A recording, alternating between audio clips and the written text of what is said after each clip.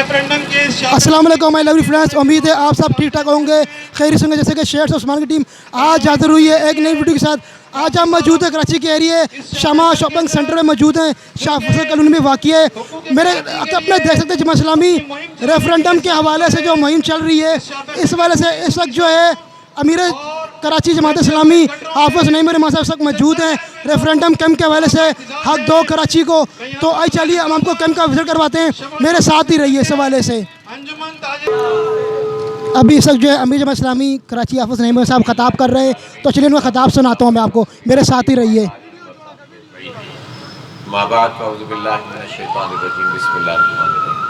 मोहतरम जनाब तौफीकुद्दीन सिद्दीकी साहब अमीर ज़िला, मोहतरम जनाब मुसर्रत साहब और मेरे बहुत ही अजीज़ भाइयों, दोस्तों, नौजवानों, आपने यहाँ शम्मा प्लाजा के सामने एक बहुत ही शानदार कैंप लगाया है रेफरेंडम के लिए, और मैं तमाम कारकुनान को, बिलखुसूस ये हमारे नौजवानों को मुबारकबाद पेश करता हूँ, खराज तहसीन पेश करता हूँ कि आपने ये खिदमत की है।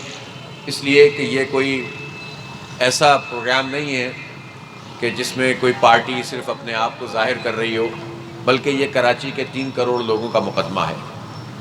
ये रेफरेंडम अवामी राय नहीं है सिर्फ, बल्कि आवाम की एक नुमाइंदगी है, और इसके नतीजे में इस नुमाइंदगी को और ये जो इनकी तरफ से राय होगी, इसको लेकर हम आइंदा के लाए अमल को तय करेंगे।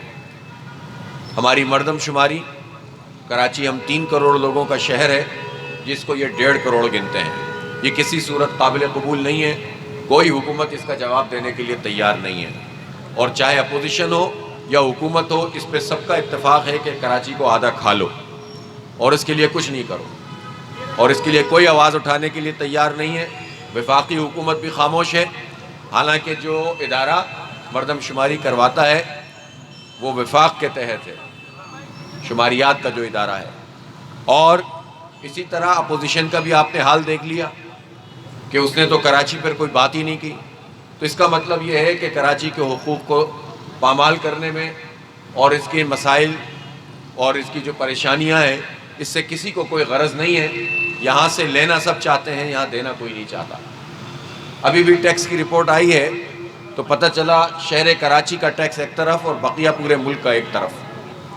तो ये हम पूरे मुल्क की मईशत में अपना किरदार अदा करते हैं, और हमारे साथ सलूक ये होता है कि ज़्यादा शोर मच जाए मीडिया पे तो प्राइम मिनिस्टर साहब एक दफ़ा तशरीफ़ लाते हैं, 162 अरब रुपए के पैकेज का ऐलान कर देते हैं, फिर उसके बाद सन्नाटा हो जाता है। फिर उसके बाद 1.5 साल बाद जब हम डूब जाते हैं और DHA से लेकर सरजानी और कोरंगी से लेकर औरंगी और शाह फैसल जैसे और इस तरह के तमाम इलाकों के अंदर बदतरीन सूरत हाल पैदा हो जाए, सड़कें टूट जाएं, लोग पानी में जो है वो डूबने लगे, तो ऐसी सूरत हाल में फिर वो तशरीफ़ लाते हैं 10-15 दिन के बाद उसके भी, और फिर वही तकरीर होती है, वही प्रोजेक्ट गिनवाते हैं। इस मरतबा नंबर बदल जाते हैं, पहले 162 अरब रुपये थे, अब 1100 अरब रुपये हो जाते हैं। काम पहले भी कुछ नहीं हुआ, काम अब भी कुछ नहीं हुआ। इसका मतलब ये है कि वफाकी हुकूमत कोई दिलचस्पी नहीं लेती, हालांकि इतना बड़ा मैंडेट उन्होंने यहाँ से हासिल किया। सूबाई हुकूमत तो यहाँ से सिर्फ खाती है, लगाती कुछ नहीं है, इसको इख्तियार नहीं देते, इसके महकमों पे कब्जा किया हुआ है, नौजवानों को नौकरियाँ नहीं देते। और उस पर तमाशा ये है कि तो पीपल्स पार्टी वैसे ही कराची को नौजवानों को नौकरियों से महरूम रखती है, और दूसरी तरफ इमरान खान साहब ने कोटा सिस्टम में गैर मुअय्यना मुद्दत के लिए, यानी अब तो उसका कोई एंड ही नहीं है, पहले तो 10-10 साल के लिए हो रहा था, तो कोई एंड ही नहीं है, और ये काम उन्होंने MQM के साथ मिलकर किया है। तो अब मुझे बताइए कि जाएं तो जाएं कहाँ? क्या लोग तमाशा देखते रहें, फंसते रहें, गटर उबलते रहें, सड़कें टूटी रहें, पानी मिले नहीं है, कोई नौकरियां नहीं मिले, हमें ट्रांसपोर्ट का कोई सिस्टम ना हो? हमारे मुल्क के दूसरे शहर भी हैं, हालात तो पूरे मुल्क के ख़राब हैं, महंगाई तो सब जगह मौजूद है, ख़जाना तो सबके लिए खाली है, लेकिन लाहौर डेवलप होता है, हमें खुशी होती है। एक शहर है हमारा सियालकोट, उस शहर सियालकोट को उन्होंने एक्सपोर्ट सिटी का खिताब दे दिया हमारे हुक्मरानों ने। इसलिए दे दिया कि वो सिर्फ 2 अरब से लेकर 3 अरब डॉलर की एक्सपोर्ट करता है, जबकि यहाँ से तकरीबन 14-15 अरब डॉलर की एक्सपोर्ट होती है, और उस पर यह हाल है कि इस शहर को ये एक्सपोर्ट सिटी तक करार नहीं देते। इससे इनका तासुब اور ان کی نفرت اس شہر کے ساتھ ظاہر ہوتی ہے، چاہے یہ حکومت ہو پی ٹی آئی کی یا پچھلی نون لیگ کی ہو یا پیپلز پارٹی کی ہو۔ اس لیے سارے شہر ہمارے شہر ہیں، لیکن ہم اس شہر میں رہتے بستے ہیں، ملک کی معیشت کا پہیہ چلاتے ہیں۔ ہمارے ساتھ پرابلم یہ ہے کہ ہمارے ان سب مسائل کے اوپر کسی نے کوئی توجہ نہیں دی، اور جس کو آپ سب لوگ مل کر مینڈیٹ دیتے رہے وہ ہمارے مسائل حل کرنے میں ناکام ہو گئے۔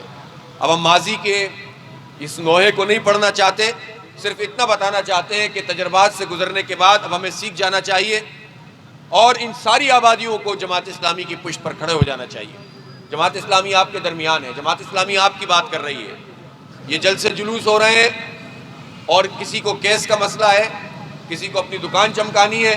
ہمارا مسئلہ یہ ہے کہ کراچی کے لوگوں کا پرابلم حل ہو، کراچی کے لوگوں کو گنا صحیح جائے، کراچی کے شہریوں کو اختیار ملے، کوٹا سسٹم ختم ہو، ہمیں ملازمتیں ملیں۔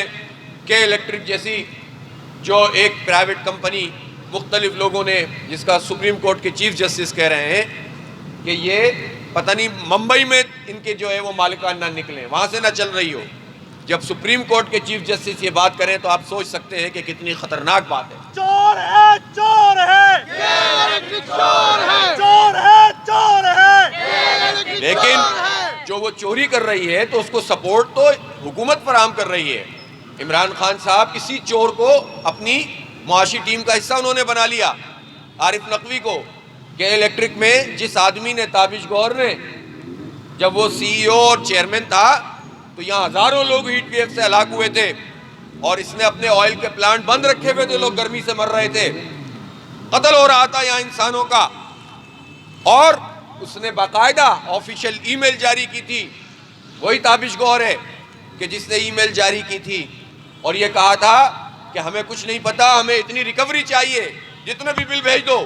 18 مہینے اس پہ تحقیقات ہوئی اور نیپرا کی رپورٹ میں بات شامل ہوئی۔ اس تابش گور کو عمران خان ایماندار نے